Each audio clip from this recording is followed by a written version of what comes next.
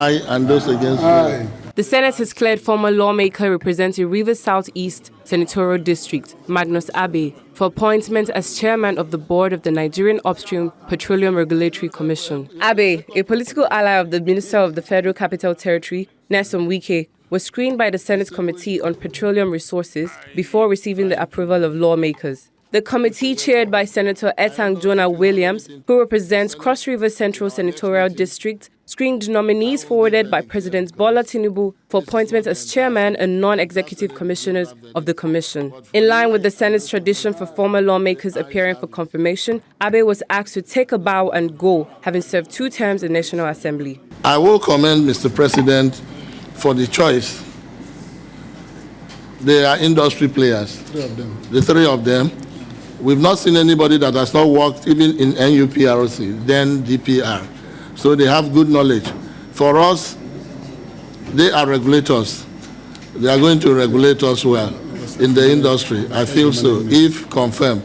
Because you will hear from us, the Senate, in our next meeting. I won't give verdict here because this is not the entire Senate. The entire Senate will give that verdict. But for you, I would say, congratulations so far.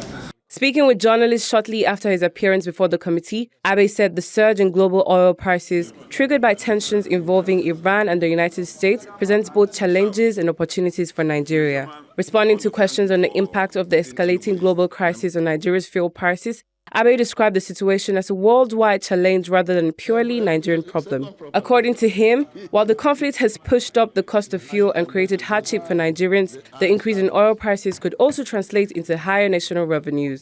Abe called for global prayers for an end to the conflict, noting that beyond the economic implications, the crisis was claiming human lives. This is a very, very difficult time for the entire planet. It's not a Nigerian challenge, it's a global challenge. And I believe that Nigeria is in a far better position to ride out this storm than a lot of other countries. Because you must look at the balancing act. Prices will definitely be affected, but revenues from our oil sales will also be positively affected. So I believe that there will be some measure of balance in what will happen. Because at some point, it may be important for us as a country and as citizens of our country to realize that we're part of a global community and there are things that we cannot escape, no matter how hard we try.